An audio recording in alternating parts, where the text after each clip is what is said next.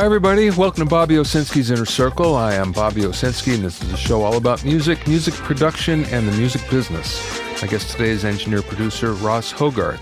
But first, let's start with why your music attorney won't shop your demo. Everybody knows, and if you don't, you should, that the best way to get recognized by a major label, or any label for that matter, is to have an attorney present your music. And music attorneys have been doing that since the beginning of music time.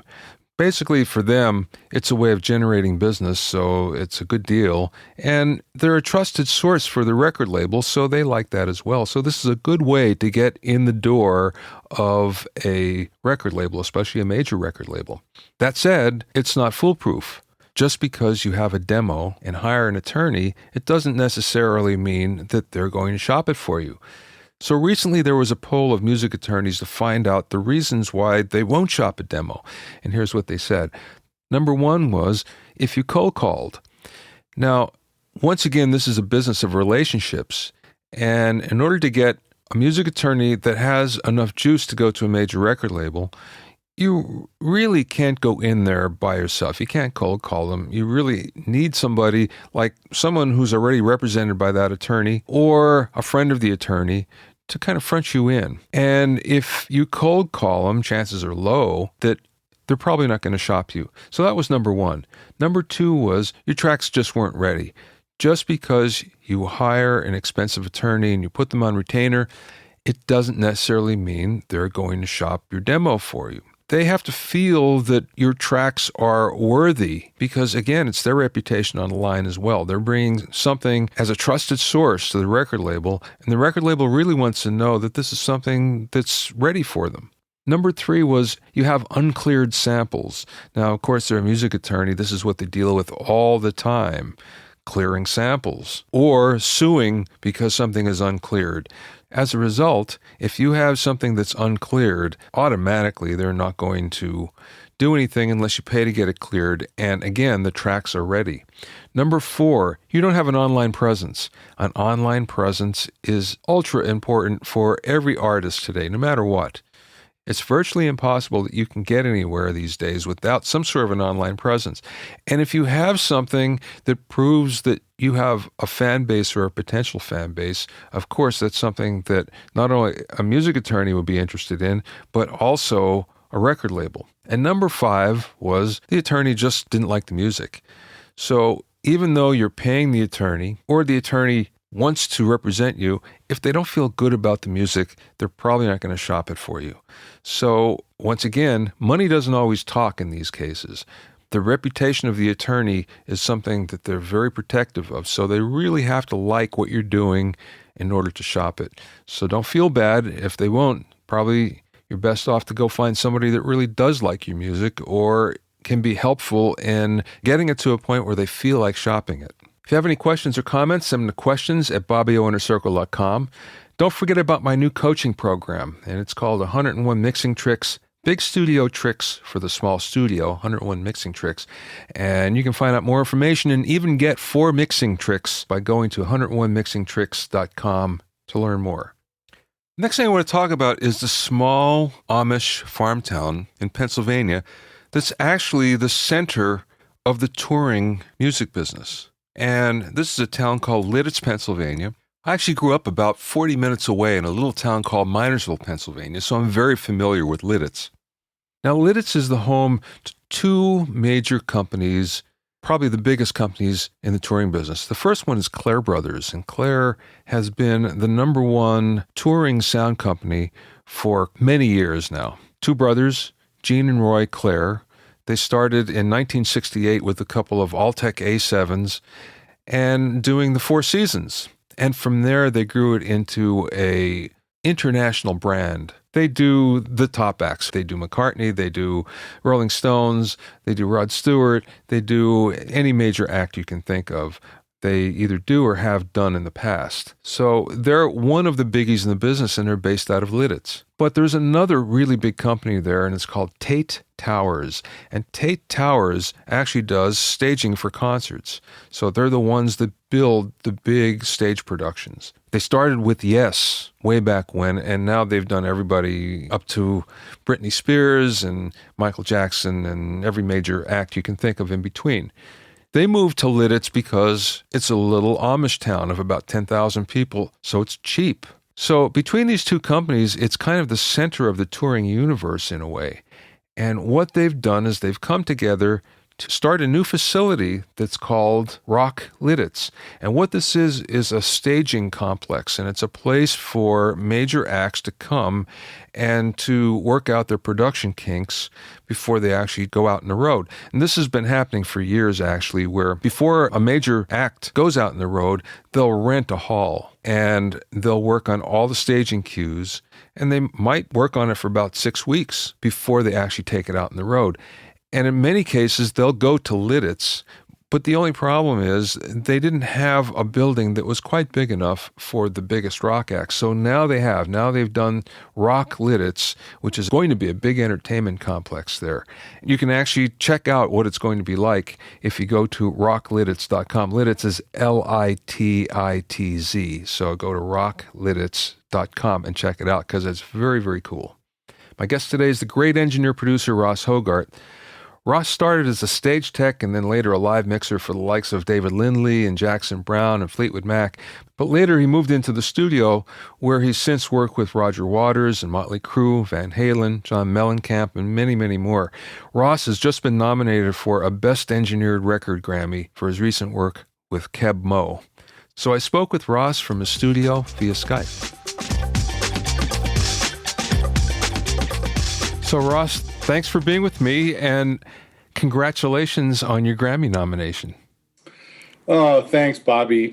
I'm just so humbled. I'm really am flattered, and I was so taken by surprise. I mean, I've been doing this a long time, and all my friends were like, have been very amazing, and like, oh, dude, you deserve it, and all that stuff, but.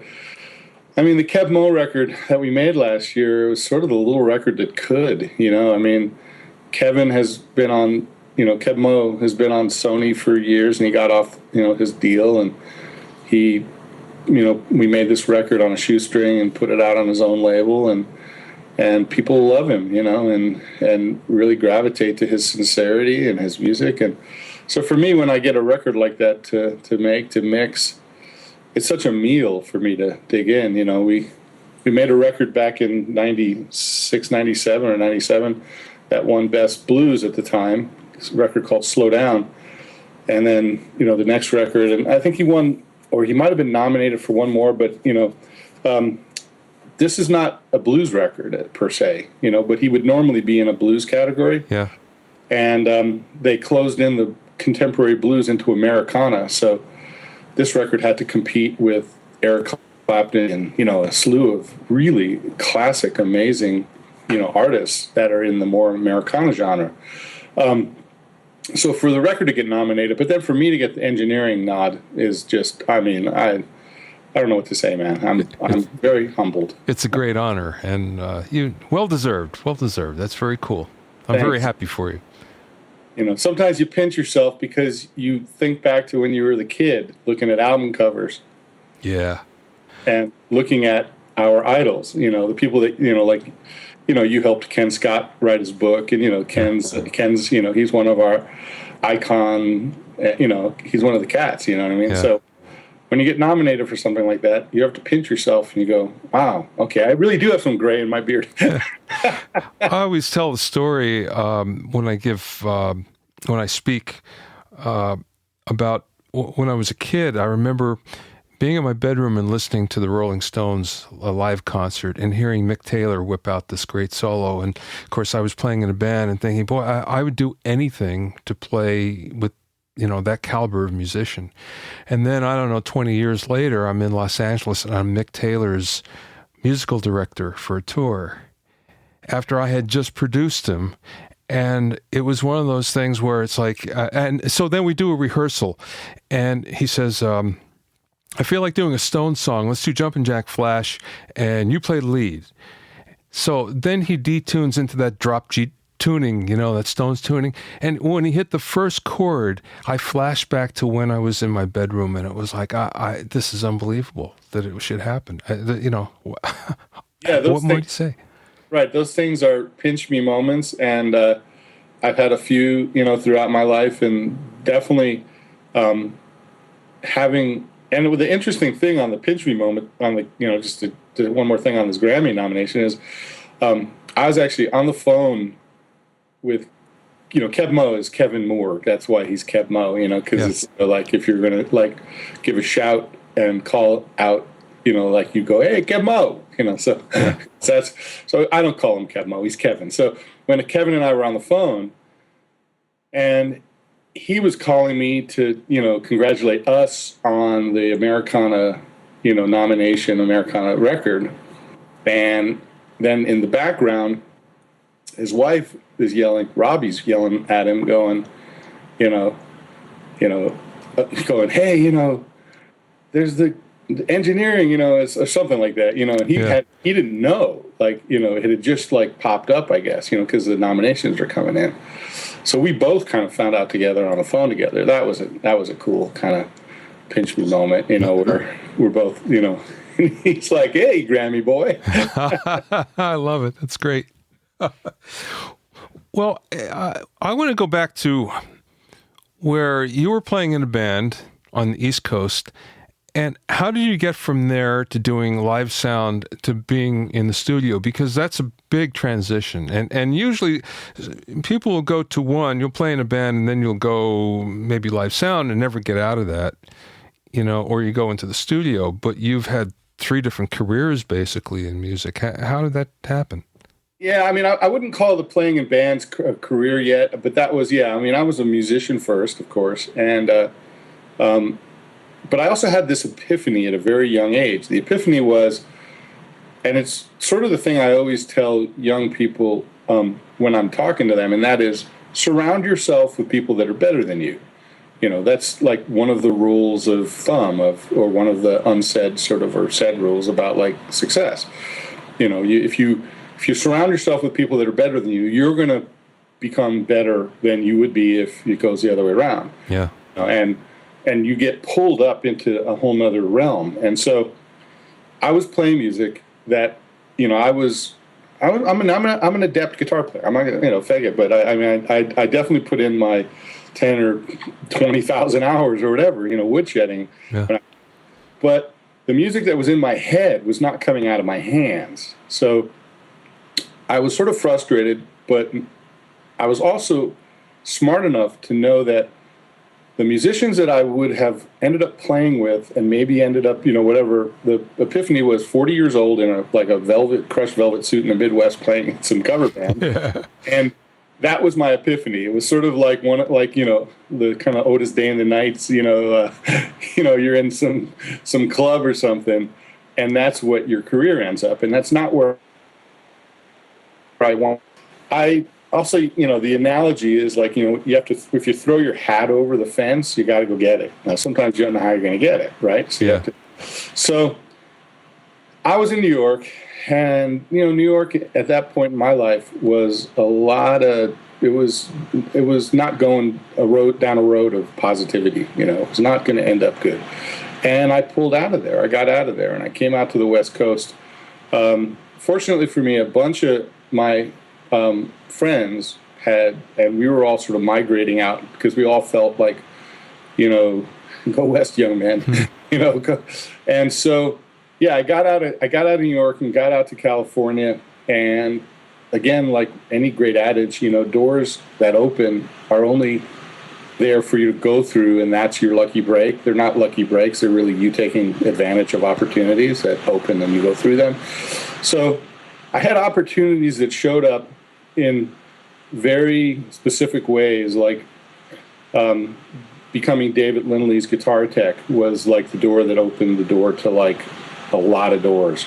And because I was a really, adept at guitar, adept at fixing guitars already, I was always the guy that was like repotting my pots and and very much that kind of guy, very much the mindset of an engineer without yet being really an engineer. And So, I became David Lindley's guitar tech. I also was doing live sound in a club in Santa Cruz. I mean, I'm jumping all around because it's to tell your life story is like, it can get, you don't need to hear the whole story. But the bottom line is I got into working with the finest musicians really California had. I called them the Mellow Mafia at the time, but I became Ry Cooder's guitar tech, and I worked for Bonnie and Little Feat and Lindley. And Lindley was sort of the branching point because Lindley was so respected that if you worked for him, everybody, kind of followed suit. Like if you were a guitar tech for Lindley, and I was also a drum tech for his drummer Ian Wallace, who played with Dylan and lots of, and he actually passed away a few years ago of throat cancer, but that, with Ian Keltner and Mick Fleetwood, and, it was just the core of what is, the scene that's out here in California. And that led me into the studio. So a lot of it was me just working my butt off, In those days and age, there's nothing glamorous about driving a truck for 20 hours, Yeah. But I went to college on the road, basically. I stood on the side of the stage and watched amazing musicians play, and that was a gift. And I, got paid, not a lot, but, I got paid to do it, and learned so much about dealing with musicians and dealing with their egos and dealing with their personalities and dealing with, all kinds of gear. And, so that led me into the studio. It was a natural progression because that's where I knew I wanted to be, So how did that happen then? What was the jumping off point into the studio? Well, a couple of them. First off, Jackson Browne always had studios. He's always had studios, going all the way back to the late 70s.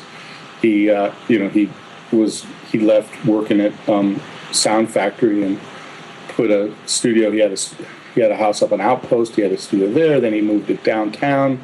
That's where Stevie Ray made one of his records because of a connection with a guy named Chesley Milliken, and then he moved it to what is Groove Master. So there were always Jackson, so it was the Lindley Jackson connection. And then there's also just being in the studio, like taking Lindley's gear into Record One or taking Ry's gear into Ocean Way, or being in the studio while these guys are working. Mick Fleetwood had a studio. And he made a record in Ghana called The Visitor. He made it. Yeah. So I was in the process all the time. Part of my being a tech was I was in the process of recording when I wasn't on the road all the time. So I was the guy that they would turn to. I would go out and tweak an amp or set up a drum kit or whatever, and they were the guys that they would turn to me. It piss off some of the class guys they were working with, and because they'd, hey, how's it sound? And who I'm this kid, who am I to and it was interesting because I was already getting ear training that way in the studio, sort of by osmosis.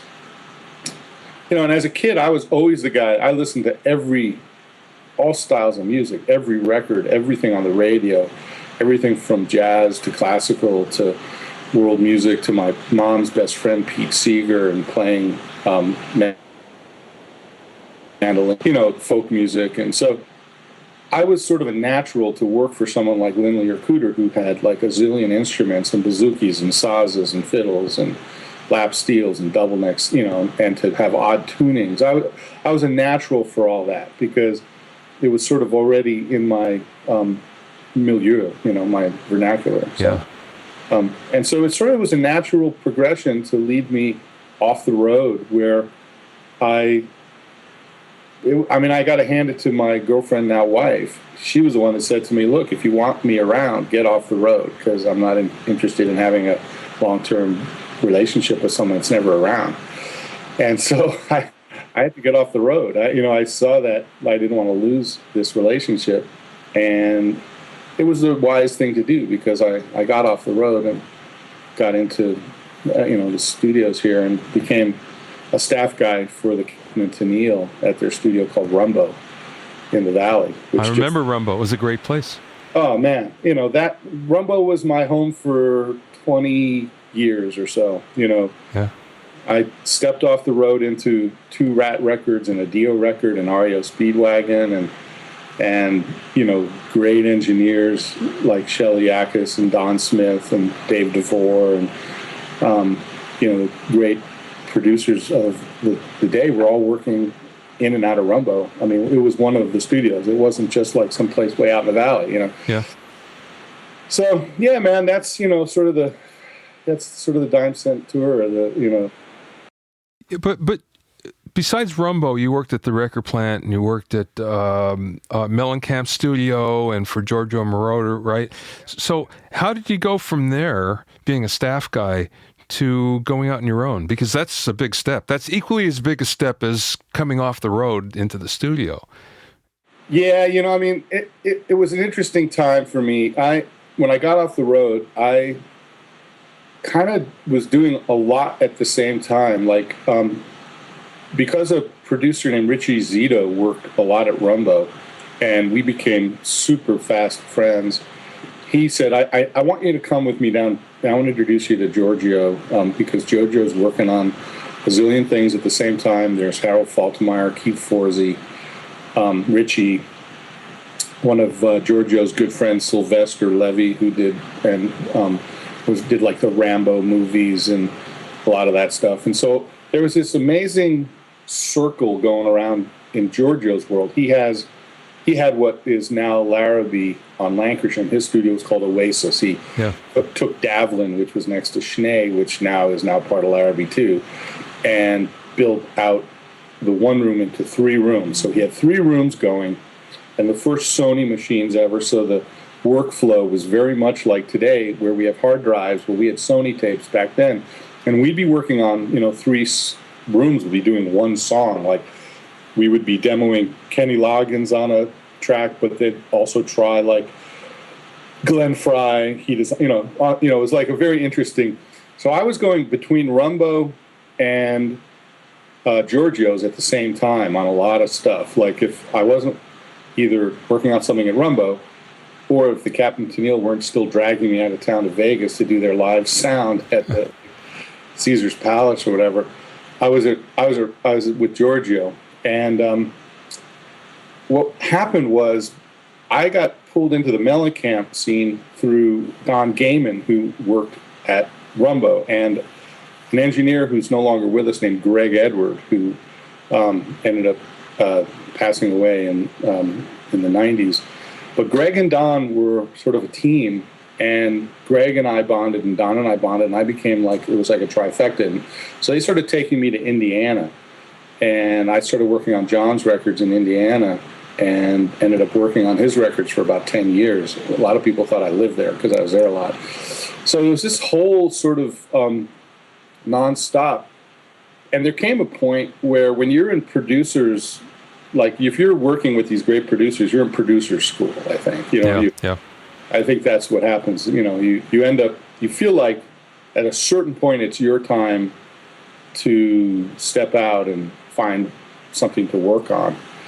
And I think what happened was, I was already sort of independent as an engineer, and then was able to start to have people want me to, work with them, in production and production. I never not wanted to be an engineer. I love engineering, I really do, and it's such a part of what I do. And I am, as a musician, I get to bring that to the table, but I look at it from not only either the music side or just the engineering side. I think that's why a lot of us as engineers can be, viable producers. And a lot of it was just the, opportunities came, and I do remember saying to Giorgio at one point, when Mellencamp had asked me to come out and work on one of his records that we did without Don Gaiman. And it was sort of a leap of faith for him to do it alone. And I remember telling Giorgio that I had to pass on whatever he was going to be doing for the next 6 months. And and that's a good thing to do. I think it's good to be, for a young person, to be able to take a leap of faith and lose the fear of well, if I give this up, am I ever going to be asked back or whatever? I mean, those are questions that are viable, but not really powerful. Yeah, I hear you. Yeah, it's funny. I was looking at your discography before, and it reflects kind of what I thought, in that you do a lot of real music per se, where it's real musicians playing all the time, except for one thing that I saw that looked out of place. Miley Cyrus. Well, it's interesting. There's a production team in Santa Monica that I've worked on and off for quite a few years. And so there are some interesting out of place stuff on my discography because I'll come in and help them. They're called Rock Mafia. Oh, yeah, yeah. So I kind of am the mystery guy over at Rock Mafia. I haven't been really much this last year because it's interesting. I put a couple of guys are great young dudes I put in there from Berkeley, and a couple of people from LMU because I also teach for Mladen over there. I love, I love giving back. Big part of what I'm about now is trying to, mentor, because I believe I couldn't have ever gotten to where I'm at today or even do anything that I do without the mentoring and the nurturing. So I like that. So I've been doing less and less out of Rock Mafia. But yeah, there's some stuff on there like Miley and other Hollywood Records artists that, it's not really who I am. It's not what I'm about. But, Yeah. But it's we do work. We're craftsmen. Yeah, it's funny though because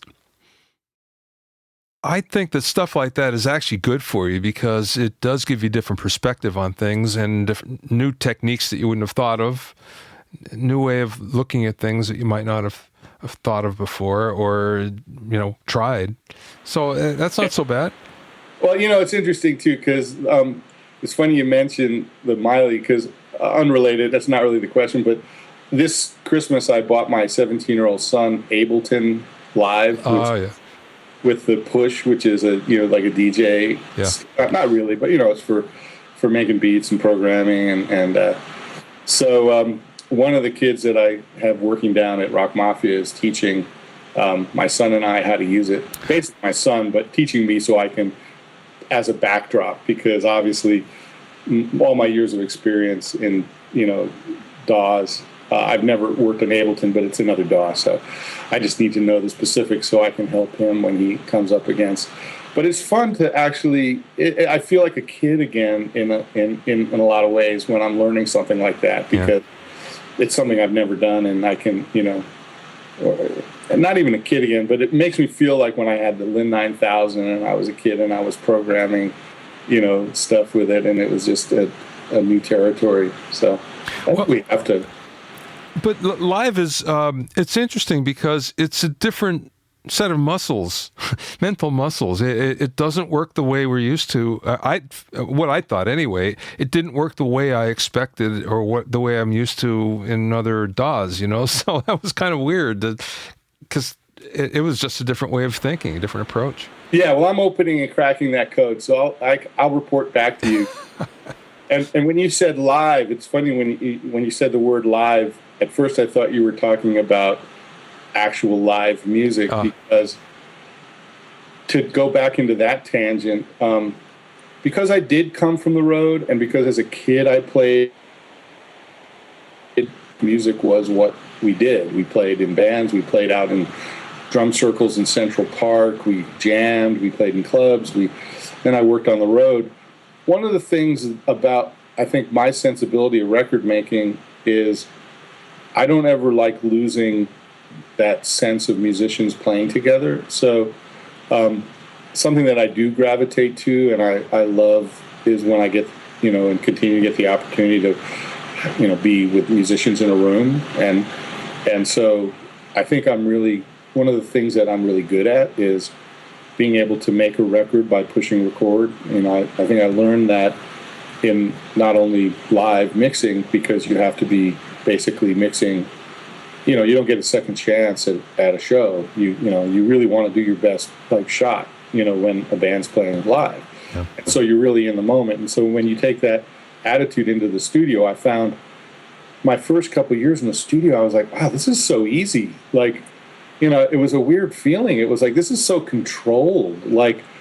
There's no feedback. There's no crazy, EQ on the PA. There's, you're in this fixed space, this room where, your microphones are giving you back what you kind of expect if you put up the right mics in front of great musicians, So I got to the point where I was very confident when I would walk in a room and, like with John Mellencamp, think about how many players he would have at the same time. He'd have himself singing and playing acoustic.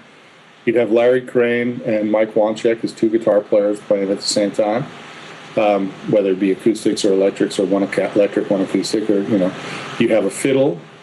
You have someone playing. You have Johnny playing. You had Lisa Germano playing fiddle. You had John Casella, who's passed away now, but John would play either accordion or organ, and then bass, drums, and then Pat and Crystal would both sing at the same time and play shakers. And so this is all going down all at once. So, you're basically, when you have a band, and obviously Kenny, yeah, and Kenny Aronoff, and so when you have a band like that, and you have guys that are, musicians that play that, well together, one or two takes, done, record's done, yeah. cut, so you have to get sounds that are record quality. You don't get to like go, okay, cool, well, another 15 takes, I'll dial in that acoustic sound, it's like, no, you had to have the confidence to get sounds that are record quality to analog tape, Yeah. And so I love that. I never want to not, I love that, analog or digital, doesn't matter. It's just that live thing is.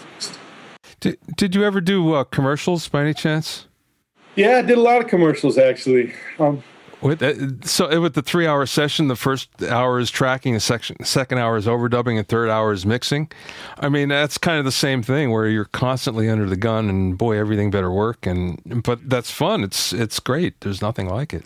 And Giorgio put a lot of pressure in Giorgio's world. There was a lot of pressure because a lot of his stuff, the movie stuff, had the pressure of just the learning how to work with multiple. There's always many people wearing hats in movies.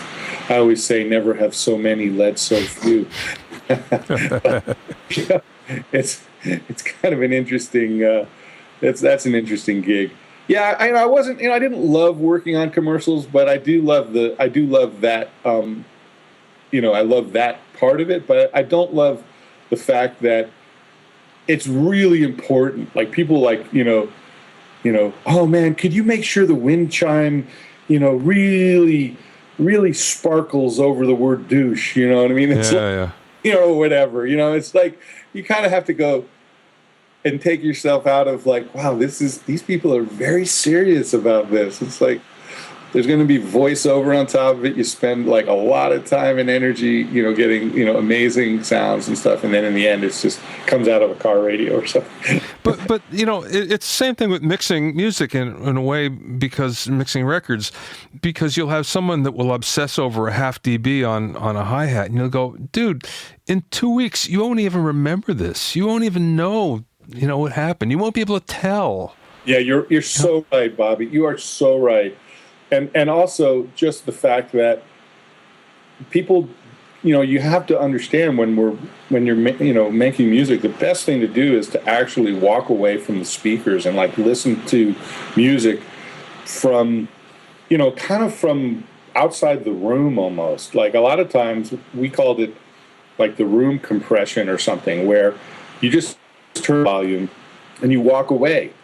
And if you're not hearing the vocal, which ultimately, or the snare drum, or whatever the most important thing is, then that's not loud enough. Yeah. If you are, basically all the other stuff that we've obsessed over is unimportant, because the most important thing is what you'll listen to. And if that's at a good volume, that's what's important. So, well, speaking of mixing, so how much are you doing in the box? I'm basically doing, I mixed something with Steve Lillywhite over the summer down at Ocean Way, which was awesome to get out of my room and down there. But I'm mixing, and the Van Halen record I mixed on, Eddie's console up at 5150. But for the most part, I'm mixing, my room has hybrid. I'm a hybrid mixer. I have good converters that I use to get in and out of the box, but it still comes back in. My mix bus chain is all analog, and so that's a Dramastic Obsidian compressor NTI, which I've been using for 25 years, and a pair of mastering Pultecs from Steve Jackson that I got a year and a half ago that I'm in love with. Yeah. And his stepped, mastering Pultecs, which really are wonderful. And something I've been playing around with a friend of mine, Devin Powers, and I have been doing passive transformers. We've been playing around with UTCs and Malatkis and, putting just iron in line. Yeah. So my mix bus is all analog, in and out. But I then go D to D in and out of a Crane song, Head 192, to slap a little bit of that, just a slight tad of their triode or tape or whatever. I don't know. It's just, I know the two knobs that I like, and I know the one that I don't. Right. First knob I don't use, and then I use a little bit of the other two. And so that's my mix chain. So I've got a lot of, I got stay levels and retro gear and Altex and my AMSs still and a couple of Bricastis. And so but for the most part, my mix console is a couple of faders in the box. And I like, I've got ATCs and I've got hot houses and my Questeds. And I like the fact that when I'm not on a console and I'm in my room, I never leave my mix position. And that was something that for me was always a little frustrating on a big desk. I always had at least two sets of monitors because you go all the way down the end of the desk to EQ and balance stuff, and you're completely out of your, you're out of the center of the you don't get to hear really what's going on. Yeah. So I love that about the way I work now, is the fact I never lose my I never have to really move out of my center. But then again, the best part, I think everybody says, is the fact that if you have to recall something 2 weeks from now or 2 months from now, it comes back in a flash. Except you have outboard gear, but you don't have that much that you can't document it and bring it back, right? Yeah, I've got this down to pretty much a science. There's a guy named Colin, and I can't think. I don't even know if I know his last name. He's got a website called T-Boy Audio. And I got to give him props, because not only does T-Boy have downloadable PDFs, which I don't use. I use his server and his JavaScript. He's got gear where the knobs actually turn. So you basically load up a template of your studio, and then you set all the knobs exactly like your gear. And you get numerical readouts like a distressor. It'll say 6.5, whatever. So you get to put your laptop basically in front of your gear, look at T-Boy, and have every song recalled on a server that's backed up every day. Like when we were doing Van Halen, I had this assistant who's now gone on. He's doing great work. I love him, and I'm so proud of him. He's making Edward Sharp's records, but I took him out of Loyola, and he followed me around for 3 or 4 years. We did the Doobie Brothers and had him with me on Van Halen. And so one time he did a save over instead of a save as one of my mixes, and then I had to recall it. And I had to get a hold of Colin and go, man, do you back that stuff up? He's like, oh, yeah. 2 days ago was when I would have lost the song. Yeah. And he just retrieved it for me. So the T-Boy Audio is amazing for recalls. It's just changed my life as far as not worrying about, because if there's a piece of gear that he doesn't have, I'll send him a JPEG of it, and I'll just take a picture of it, and then he loads it in.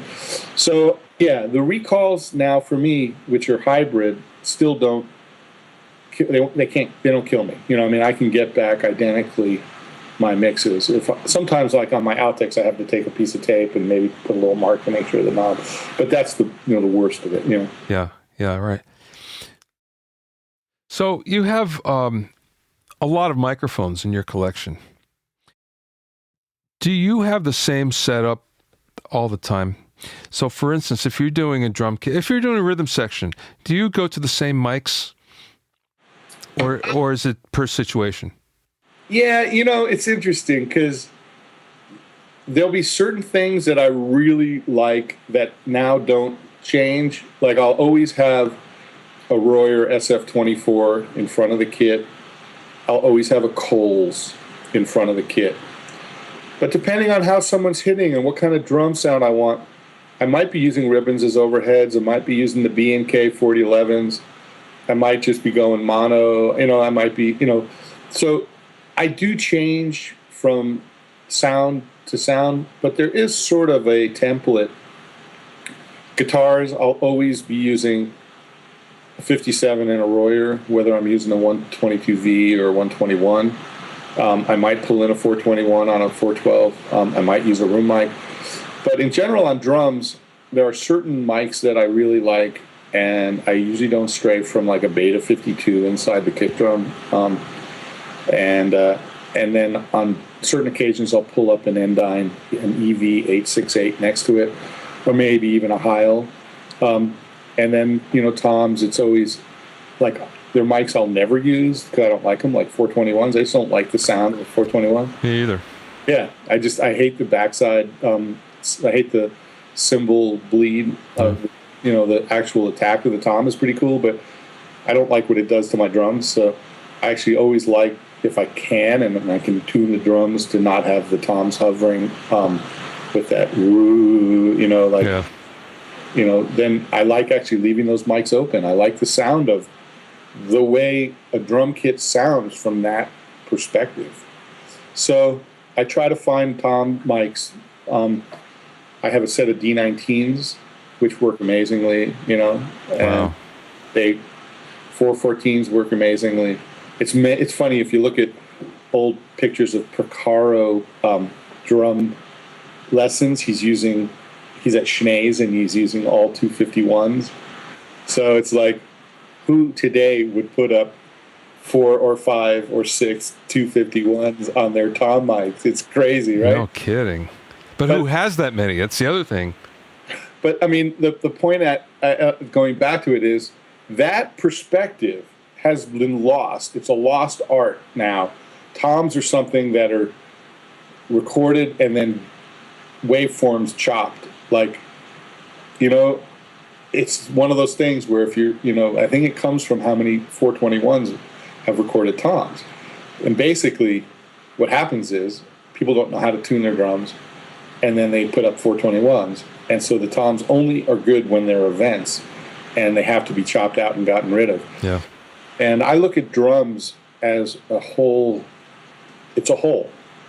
It's not just this one mic here or whatever. So one of the things that I really, one of the reasons I get hired, I think, to cut a lot of drums for people, and I'm the drummer's, like the engineer friend, like the drummer's friend, is the fact that I understand drums. I'm a drummer originally, and I think drum sounds come from how you choose to place the drums around the mic, not around the drums, not just on the drums. Yeah. So I will play around. I part of that is just the excitement factor of staying fresh and being excited. If I did the same thing every day or every time I recorded, I think I'd be bored. Yeah, right. Well, then again, every session's different, every drummer's different, every song is different. So that's the great part about what we do. Yeah, it is. I mean, and there's so many different ways to record drums that it's actually really fun when you have there are drummers that I have real chemistry with, and it's just so much fun to be in the studio with them because we feed off playing, like the song becomes not just like a beat that you are going to, capture. It's more like it becomes a mixture of the sonic of like, do we tea-towel the snare, toms, or do we, what snares do we use and what cymbals do we use? And that's an art form. I mean, that's like, for me, that's if you're going to build a house, I mean, people take months, with their blueprints and, architectural designs and then pouring the concrete, and as a carpenter, coming from like the carpenter's mentality, you build if your framing is just off, just like a quarter of an inch, by the time you get to the finished cabinetry, man, it's really hard. The whole thing is skewed. So really want to do for me, the recording and the best job comes from that symbiosis between me and a drummer and a rhythm section, because you're really pouring the concrete for the building that house, that song. When you're mixing, how much compression are you adding? Are you adding more than ever, or have you backed off? No, I don't think. First off, I was never, ever, and I haven't ever been a. Even though I'm a Waves endorsee, I have never liked the L's, like L1, L2. I've never liked the sound of them, and I don't like this. Honestly, I don't like the sound of them on anything. Yeah. Frankly, I don't use them anywhere. I mean, neither. Yeah, I just don't. And in general, I was never into limiting, really. Like when the Dominator came out, and certain early limiters that were very brick wall sound, they just don't sound they've never sounded musical to me. The only thing that sounded musical on occasion, it took a lot of air off it, was on a 33609 slapping in, or a 2254, slapping in the limit, keeping it at the slowest possible attack, and just having it just do its thing a little bit in conjunction with the internal compression. Yeah. Like that box has a sound to me when you use the limiter. But in general, that's, the whole thing going on with the 2254 and the 33609, you know what I mean? Yeah. But so for me, digital limiting is not a sound I like. So I've never been a slam it in your face kind of engineer mixer. I do love compression on rooms. I love compression as a sound, like to use it for the sound of, like if you take a Fairchild, you take an LA2A or LA3 or any of the compressors that I love and that some of them I own, I use them for the sound. Also for I grew up with that Beatles vocal sound or the Beatles acoustic guitar sound or the Motown piano compression and things like that, where you use compression for an effect for something musical. Yeah. When it comes to the mix bus, I've never relied on my mix bus compression to be the thing that is trying to hold it all together. I do love the glue that good compression gives on a mix bus, but usually it's, it's 2, 3, 4 to 1, but tapping it. Yeah. Maybe deep compression for me on my mix bus is like 4 dB of compression is like a lot of compression. That's like when I'm max end of the bridge. Yeah. He's laying out there. I'm in 4 dB of compression maybe. For the most part, they're individual tracks that are being compressed for a certain sonic, for a certain ability for me to move them in the mix and place them. Things that have like tons of dynamics sometimes need to be slapped back a little bit. But a lot of times I like dynamics. I like things coming up, coming down. So no, I'm not a crunchy in your face kind of compression guy. I use that on the individual tracks for the things that I like. I think drum rooms love compression, the right drum rooms. Things like piano love compression, vocals, elements of bass, and then you have compressors like the Stay Level that can do 20 and 30 dB of compression, and you don't hear it. Yeah. You know what I mean? Yeah. It's elegant. My friend Phil Moore of Retro Instruments, I love what he does because he hears music the way I do. I love when you can be in 30 dB of compression on an instrument. It does a thing that that's now just like super cool. Yeah. Instead of just squashed, horrible, small, and made to sound, Yeah. So that in general, that's my, I'm a guy who I do like compression, but I don't like hearing music with no dynamics. So, how about effects in terms of? Are you finding things going more wet than they were? Because everything was dry for the longest time, and what everybody seemed to want was at least seemingly dry mixes, even though they're not as dry as the clients think they are. But do you find that things are swinging back the other way? Oh, I definitely do. Like, I think it's funny because I mentioned my good friend Matt Lititz, who I pulled out of LMU, and now he's working with Edward Sharp. Those kinds of bands, Edward Sharp and Mumford, and a lot of these bands now are the stuff's just swimming in 4 seconds of plate reverb. It's just way wet, and something that I couldn't mix that way. If you'd have to just bend my arm behind my back to do it. I don't hear music like that. But there's a lot of music out there that seems like it's very wet. It's gotten really wet, and I think it's like the 80s. The 80s, like when I listen to music that, like REM, Life's Rich Pageant, a record I did with Don Gaiman. I listened to our mix of that record, and to this day, it still sounds really wet to me. At the time, it was actually kind of dry. Yeah. It was actually drier than a lot of the 80s music that was out there. The 80s was an interesting time. I think 80s scared me away from reverb because, reverb came up. It was sort of like we became, overindulged in our AMSs and lexicons and 250s, and everything was just so wet and so delayed out, and yeah, you're right. But it's funny, if you go back to the 60s and the 70s and you listen to like isolated tracks, because I always put those on my blog on Fridays especially, and it's surprising how much reverb there are on certain things, especially vocals, although you don't hear it because for the most part the top is chopped off and the bottom is too, for that matter. So it just blends right in with the track, and you never know in the mix. You listen to it by itself, yeah, it's very apparent, but in the mix it's not there. It's really an interesting thing. And it is interesting, like you say that, because I have to say, like, I got, I think it's All Things Must Pass. They think they did a re-release of mixes not done by Phil Spector, you know? Yeah. And it's for me, it's like an moment, because, and it's just a personal taste, and that's the beauty of what we do, It's like, ultimately, I get to do, I have to believe what I'm doing. It all comes back to, like, when I'm mixing something, the first person that has to be happy is me. Yeah.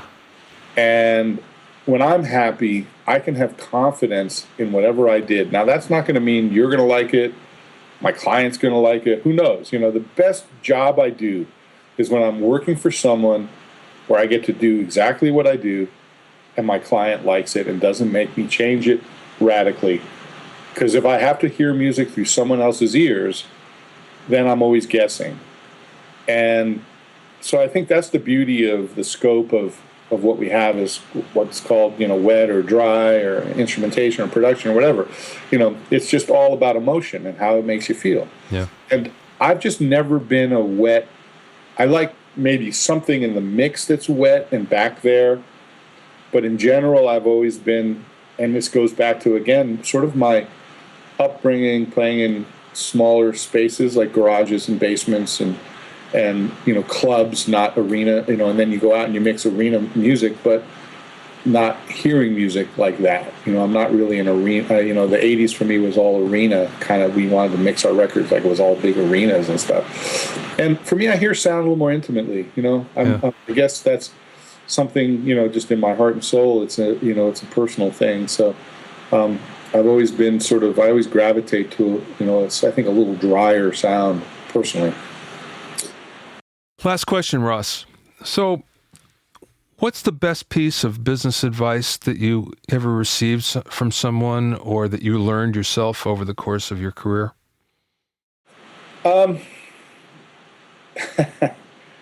It's interesting, because one of the things that I think I learned without having it as a cognizant, spoken piece of advice was told to me most recently in the last few years when I was working with Van Halen. And Alex would constantly say to me, he'd go, people are so misguided. They believe that the music business is either about music or business.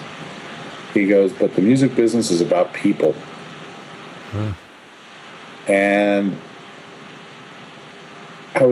we'd talk about that. And, there's a lengthy conversation about that. But I realized that was something that I had learned early on, but I never spoke it like it's a fact or like it's something. But it's definitely a very valuable piece of advice. We miss that, I think, a lot of times. That, the music is the music and the business is the business, but it comes down to people. If you want to be successful, you have to be able to interact with people, and you have to be able to connect with people. And if you're not connecting, and if you're not in my job, as an engineer, as a mixer, as a producer, if I can't understand and read people and understand people and then serve that, then I'm probably not going to be hitting the mark. I'm going to be unsuccessful. Yeah.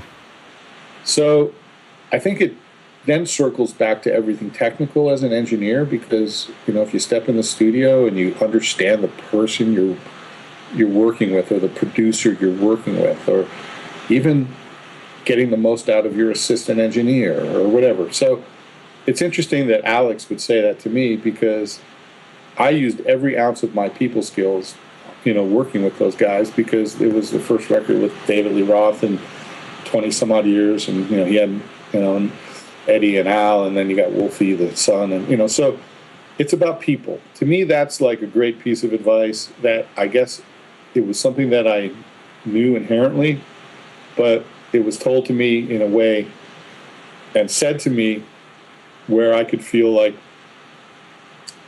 you're right. And now I really understand that that's true, because everything I had done up until that point led me to be able to navigate through those waters to, make that record and finish that record and go across the finish line. And it was about people and people skills. It wasn't just about music. It wasn't just about the music. It wasn't just about the business. It wasn't just about the technical. You know what I mean? Yeah. So if I was going to say that's one piece of advice that I would throw out there, it kind of folds back into where I come from, which is I start from a very existential place, philosophical existential place in my. I believe it's who you are creates what you do, and then that creates a result, and then that is what you get. And so there are three words that I always keep in order in my life, and that's be, do, have. Who you are first is who you're being, and that creates what you do, and that creates what you have or what you get or the result. And when those words get out of order, my life gets out of order. And so it goes back to who I am as a person. Who am I being? When I go out the door in the morning, when I walk in the door of a studio, or when I, approach a song, who am I being? And then what am I going to do? Not what am I going to do, and that's going to create who I am. Or what am I going to do? What's the result I'm going to get? And that's going to create who I am. Then it's all out of order. Yeah. It starts from a very existential place. And so when Alex said that to me, it really resonated, and it hasn't ever left me. I hear that conversation very clearly in my head. Not like he was trying to impart some great wisdom on me. It was more like, he's a kind of a jokester, so he was kind of messing with me. But it wasn't, it was like very, very honest, very straightforward advice. And, wow. Very deep, but in a good way. I love it. I've been doing this a while now. This is number 40. Okay. And I ask everyone that same question. And I think that's one of the best explanations I've heard, the best answers. It's deep, and yet it's so simple at the same time. It's great. Oh, that's the beauty of sometimes the most simplistic things. Then you try to go live them. Yeah. Well, this has been great, Ross. Thank you so much for your time.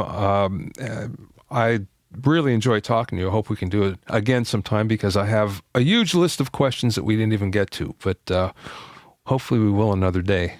Yeah, well, I'm really honored and flattered that you called, that you asked to speak. I just think the world of, you're just one of those very solid human you just make a difference. And I've always really liked your perspective, and I like what you do. So I support it. I just thank you, and the feeling is mutual.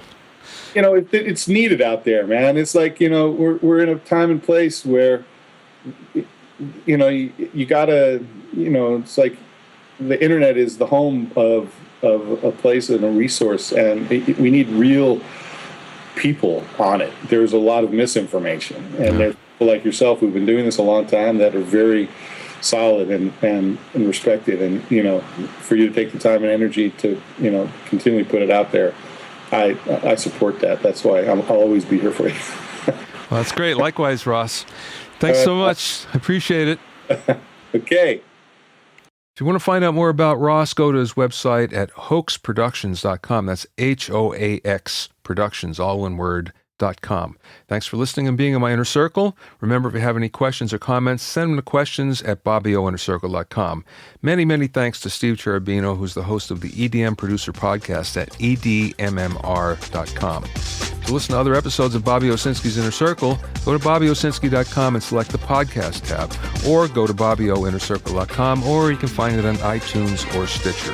At bobbyowsinski.com, you'll also find a sign-up form for my newsletter and for alerts for new podcasts. This is Bobby Owsinski, and I'll see you next time.